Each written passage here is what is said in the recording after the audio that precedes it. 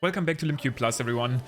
On this channel, I'm 100%ing Breath of the Wild by a bit every day until the sequel Tears of the Kingdom comes out, which is today in 136 days.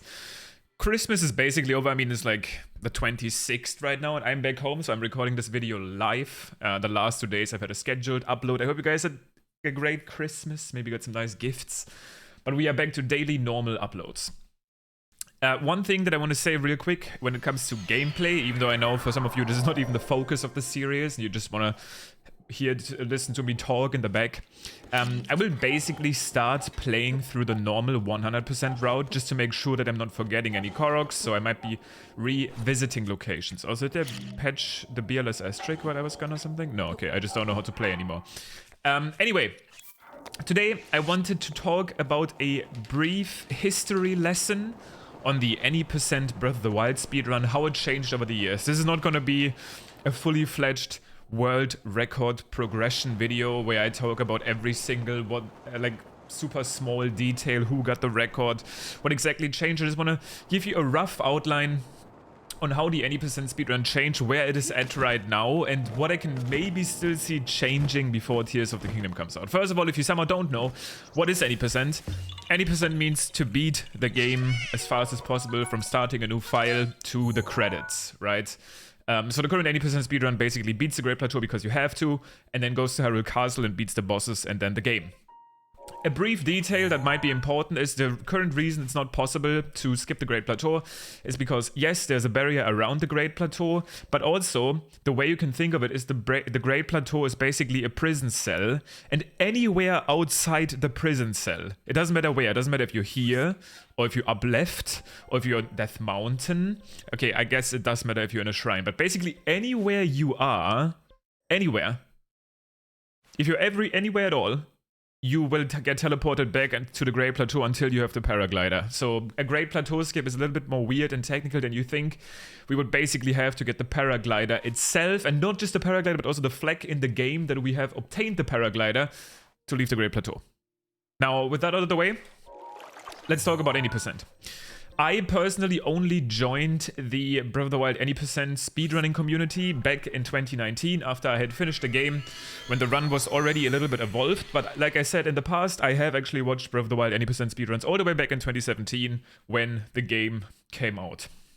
Back then, in 2017, the category had not too many glitches. It had basically the way the route worked is you would go to the Great Plateau Tower to open the shrines, then complete the shrines quickly by using things like not even a lot of stasis launches. Most of them were just these stasis tricks where you cut a tree, you use stasis, you hold onto the tree and basically use that tree to not teleport, but to fly up somewhere to like a higher location.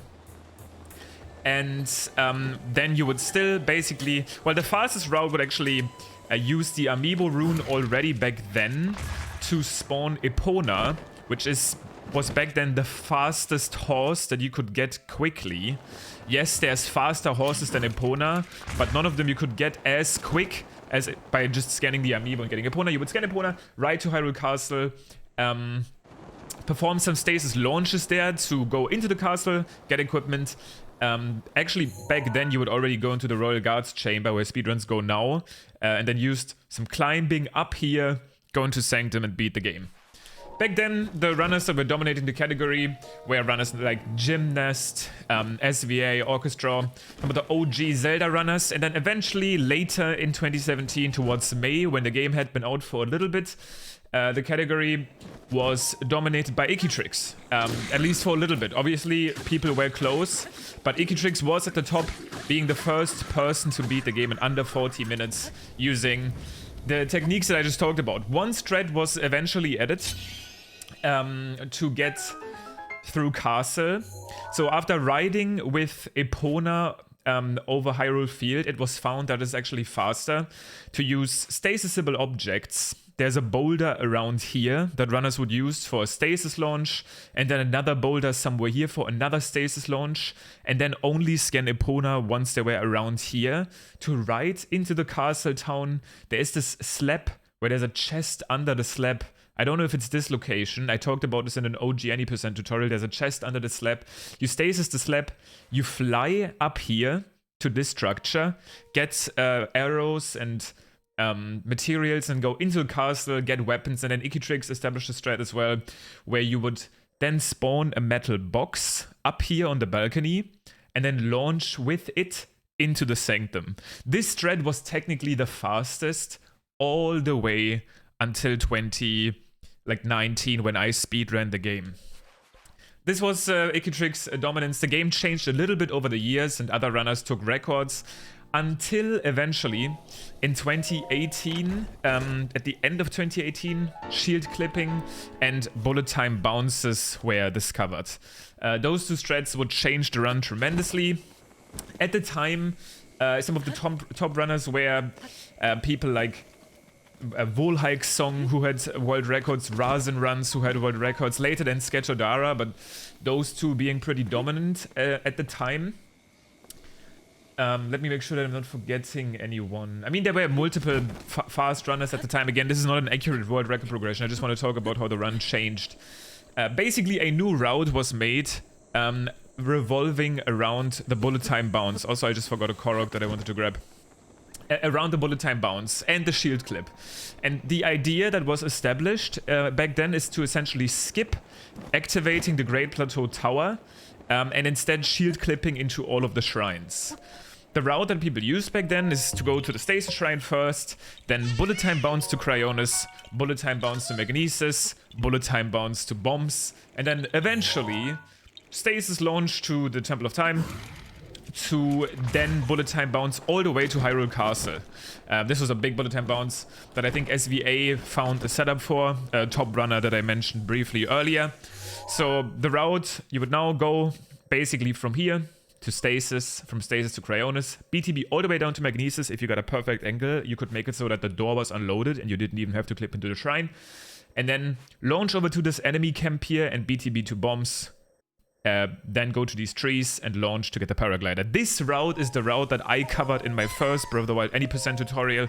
This is the route that Razen Runs got a sub 30 run with. And as far as castle is concerned, other than the BTB2 castle itself, the castle route was basically the same. The change now was basically that you would no longer have to do the slap launch in the courtyard of the castle, but instead BTB all the way here. But you would still use that old Ikitrix, I don't know if Ikitrix found it, but whoever found it, strat, where you spawn boxes on the dining hall and then fly all the way into castle. Another popular route back then was the no amiibo run, but the problem with no amiibo runs is that in this building here, you had to break a crate that contained fruit. And for the routing to work out, you needed this crate to spawn a banana to basically add to the potion that you were gonna cook for attack up power to take down the bosses quicker. This was super frustrating. This was a speedrun that I did a lot. You could play perfectly in the Great Plateau just to have your run immediately die to not getting that banana, which ended up being around, like, I think a 56% chance. It was slightly 50-50 in your favor, but there were runs where you would not get a banana for 8 tries in a row. And basically, whenever you didn't get a banana in a no amiibo run, you had to reload and try again. And that sucked. I'm gonna be honest. So eventually for top runners, the amiibo category was still more popular, where you used those boxes on the dining hall balcony to then fly all the way to the castle. The no amiibo route, instead, because it couldn't spawn metal boxes with amiibo, would go deeper into the castle and launch out of the library back here to access the boss fight. That way beat the bosses, beat the game. Now, another huge discovery that happens a little bit later now, after the runs get more optimized, are wind bombs. Wind bombs at first don't change much about the run. They are obviously huge in the grand scheme of things. They're huge for longer categories and moving inside of shrines, but in any %, all they did was you would add a wind bomb inside the bomb shrine to go through it quicker, and then you would add a wind bomb instead of the amiibo strat. So you would basically, instead of spawning the boxes on the balcony, you would wind bomb to this wall and then wind bomb into the boss fights. And you could technically do a wind bomb after getting these bananas here to save like 5 seconds. Those were the first wind bombs that were added. Not a lot. They didn't actually save as much time as you did. People always knew that we could maybe use wind bombs to change the castle the Great Plateau route, because with the current route we did bombs at the very end, right? So only using one wind bomb inside a shrine seemed like maybe we can do better, but it didn't quite work yet. BTBs were still too powerful, and wind bombs without the paraglider, they're just not really it. You can take too much damage. We didn't want to change the Great Plateau route yet. We couldn't find anything that's faster. That was basically 2019. The record dropped lower to like the 26 minute mark until we skip forward to... Sorry, this was 2020. I actually just... Wait, was it? No, this was 2019 when wind bombs were found. I'm trying to not get the timeline messed up. Yeah, wait, okay, yeah. 2019 is where wind bombs was found, and this route was the up-to-date thing. Correct, yes. And then 2020, what happened in 2020? I'm trying to think, because the BLSS, the Bowl of Smuggle slide, which changed the route again, was in 2021. I actually literally need to look at my own YouTube channel because I want to get this right. Because I would have reported on something if there was like a big change, but I think there wasn't really. No, I think I am getting the timeline twisted.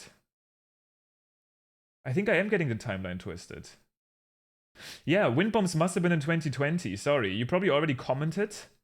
But wind bombs must have been in 2020. 2019 was still the BTB route that I just reported about. 2020 is when wind bombs were found and this change happened. And then next year in 2021 is where the BLSS was discovered, which would again change the route. But before the BLSS was even found, sorry, now I got it right. At the beginning of 2021, I myself actually made a change to the any % speedrun. And that was the implementation of a new caster route. I want to say...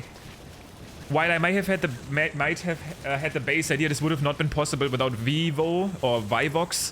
People call him different ways. It wouldn't have been possible without him because he pushed the routes even further, added more strats to it. But basically, the idea was to now, we didn't have BLSS yet, so no sliding, to BTB from the castle instead of the dining hall to the Royal Guards chamber again, which is on the left here, where it would now be possible to have the gate not load in. This is still the up-to-date any % route if you've watched the run recently. Get items in here, and then my idea was to run back out and wind bomb to Princess Zelda's room, but Vivo found this out of bounds clip that you see in records now, where you can travel out of bounds into Zelda's room, get the bow there, and then go to Sanctum there. And you can already see how these line up so much better. There's a bow up here instead of having to go into the armory here at the dining hall to get the bow. There's ancient arrows which make the boss fights quicker, and that was a good addition, saving a decent amount of time, pushing the record even lower to the 26-minute mark, and even below eventually. And then, just to perfectly match this, in 2021 September, the Bowl of Smuggle slide was discovered. A trick that allows you to slide with bombs. You've probably seen me do this many times. I'm about to do it here for a little showcase. But that trick was another great addition to the any % speedrun, not only for getting to Hyrule Castle, because now runners would use that trick instead of the BTB to get to Hyrule Castle, simply to not having to deal... First of all, it's slightly faster, but also not having to deal with the incredibly difficult bullet time bounce right before you get to the most intense part of the run, Hyrule Castle, was very nice. Everyone that ran the game will agree it was very nice that we no longer had to rely on a tricky bullet time bounce. But then, with the help of Power Gamer Kai, she helped to reroute the... Well, that was basically her main idea. She helped to reroute the Great Plateau basically entirely using the BLSS trick. What we would do instead now is we would go to the Temple of Time, slide to Bomb's Shrine first. Now we would have the Bomb Rune right at the beginning of the run to use Wind Bombs in every single shrine.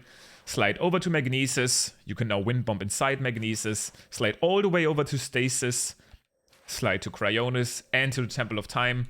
Changing the Great Plateau route. Finally, after so many years, we did like 3 years of the same Great Plateau route until that trick came out. and the reroute was finally discovered. It turned out to be faster and more consistent. Speedrun times dropped even lower to the 24-minute and eventually 23-minute mark, which is incredibly to even say, by the absolute dominance that player 5 had over the game. Starting at like 2021 is when he really crystallized him. He really like... I'm looking for English vocabulary here. When he really... set in stone? No, there's like a different word. When you really like sophisticated himself. Something like that. As the top player of the run. Absolutely incredible dominance over any percent. With other runners like QT Majestic, Koroks, challenging his time, even Sketchodara. We now actually have Zhao, a Chinese runner by the name of Graveyard.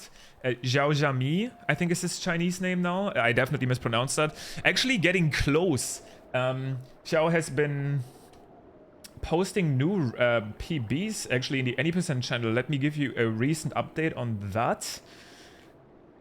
Actually a potential competitor to Player 5. We got a 24-25 from Zhao Zhami. I might have slaughtered his name the first time I tried, and I definitely can't pronounce it properly, but I see that he was behind by 20 seconds in the Great Plateau, so potential to eventually get a 23-minute time as well. Very impressive runner from China. But that being said, those are some of the brief changes that the Any Percent speedrun has seen over the years. Definitely not a world record progression video. I'm still on the fence about if I still want to make that video. I think some other people are working on it. I think I'm technically a good candidate to make that video, and I tried doing it in the past, but this was just before Player 5 broke another minute barrier. So I held back with that video for a while. Again, not knowing if maybe the record will be broken soon. I didn't want to miss out on anything. But to be honest, right now might be the perfect time, because I doubt we'll see a 22 before Breath of the Wild's reign is over for a little bit and we get Tears of the Kingdom, just because of how good Player 5's current record already is, and there's so much room to get a 22, so we would need a major discovery. I didn't even mention things like Windblight Skip and smaller discoveries that were obviously made over the years. I have no idea why that did not give me a Korok. Did I somehow get this Korok already? And I don't know where it is. No, I did not. So I'm not really sure what happened. Okay. The game does not want to reward me. I'm getting shot by Octoroks. I'm trying to end the episode for the day. Gonna have to eat the stamina food here. Maybe eventually being able to jump in. Surely from here. Oh god. The game is gonna give me my Korok. Okay, weird.